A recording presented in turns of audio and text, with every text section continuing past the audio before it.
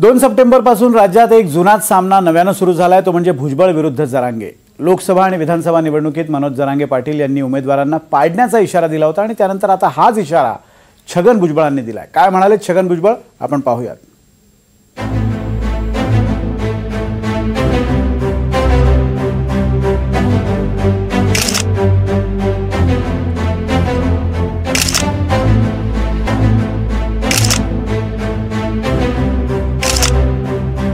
भुजबळ म्हणतात हे दृश्य लक्षात ठेवा आणि जरांगेंच्या भेटीला जे जे गेले त्यांना निवडणुकीत धडा शिकवा।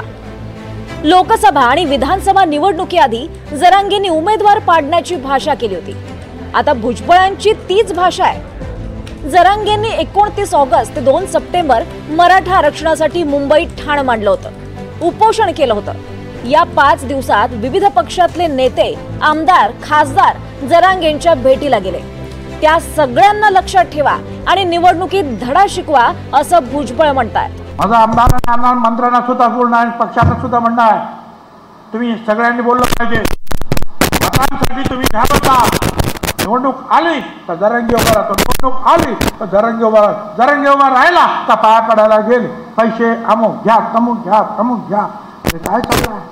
पण तुम्ही जर एकत्र झाला आणि ठरवलं जे जे त्या जरांगेच्या पायाशी जातील आणि जे जे त्या जरांगेच्या माध्यमातून सपोर्ट करतील आमच्या विरोधात, त्यांना इलेक्शन मध्ये धडा शिकवणार। जेव्हापासून सरकारनं जरांगेंना जीआर दिला तेव्हापासून भुजबळ आक्रमक आहेत। छगन भुजबळांनी मोठं आंदोलन उभारण्याची तयारी सुरू केली आहे। जरांगेंना पाठिंबा देणाऱ्यांना धडा शिकवा। हा धडा कसा शिकवायचा याचा अर्थ ओबीसी काढतील असं भुजबळांनी म्हटलंय। तसा काय अर्थ काढायचा ते लोक ओबीसीचे आमचे कार्यकर्ते काढतील, तुम्ही काळजी करू नका। ओबीसींच्या मुद्द्यावर गल्ली ते दिल्ली रान उठवण्याची भुजबळांची तयारी आहे। आम्ही सांगितलं, कालच विचारलं, मुंबईत येणार येणार, दिल्लीत येणार येणार, बीडला येणार येणार।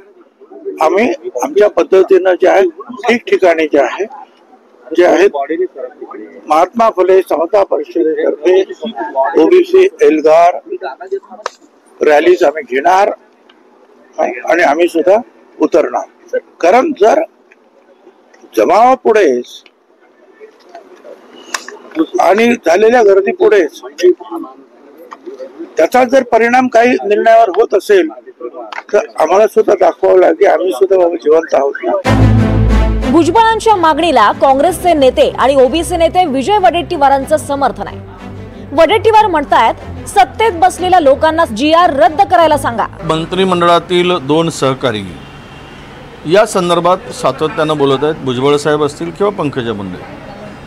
पंकजा मुंडेंनी तर सरळ सांगितलं की पंकजाताई म्हणतात की त्याची श्वेतपत्रिका काढा, त्या उपसमितीकडे मागणी केली आणि काढली पाहिजे ना। मी त्यासाठी पत्र दिलं आहे की मंत्रिमंडळातील एक सहकारी जर म्हणतायत की काढा तर मग सरकार का लपवत आहे? राहायला कुणबी प्रमाणपत्र देण्याचं काम हे सगळी खाडातोड करून चाललेली आहे, खाडाखोड चाललेली आहे आणि अशा प्रकारे बोगस प्रमाणपत्र देणं आणि त्याच्या सरकारला पाठिंबा असणं यावरूनच ओबीसीला खड्यात घालण्याचं षडयंत्र चाललेलं आहे। मनोज जरांगेंनी मुंबईत उपोषण केलं, त्यावेळी त्यांना कोण कोण भेटलं होतं पाहूयात। अजित पवार गटाचे प्रकाश सोळुंके आणि विजयसिंह पंडित, भाजपचे आमदार सुरेश धस यांनी जरांगेंची भेट घेऊन पाठिंबा दर्शवला। शरद पवार गटाकडून आमदार संदीप क्षीरसागर, अभिजित पाटील, बाबासाहेब देशमुख, उत्तमराव जानकर, खासदार बजरंग सोनावणे, भास्कर भगरे, निलेश लंके जरांगेंच्या भेटीसाठी आले। तर ठाकरे गटाकडून आमदार अंबादास दानवे, खासदार ओमराजे निंबाळकर, नागेश आष्टीकर, संजय जाधव, कैलास पाटील यांनी जरांगेंना समर्थन दिलंय। या सगळ्या आमदार खासदारांबरोबरच जरांगेंच्या भेटीला सरकारचं जे शिष्टमंडळ गेलं त्यामध्ये होते मराठा आरक्षण उपसमितीचे अध्यक्ष आणि जलसंपदा मंत्री राधाकृष्ण विखे पाटील, भाजपचे शिवेंद्रराजे भोसले, अजित पवार गटाचे माणिकराव कोकाटे, शिंदेच्या शिवसेनेचे उदय सामंत, प्रताप सरनाईक। सरकारच्या या शिष्टमंडळाशी चर्चा झाल्यावर आणि सरकारनं जीआर दिल्यावर जरांगेंनी उपोषण सोडलं होतं। आता भुजबळ म्हणतायत जरांगेंना जे जे भेटले त्यांना लक्षात ठेवा।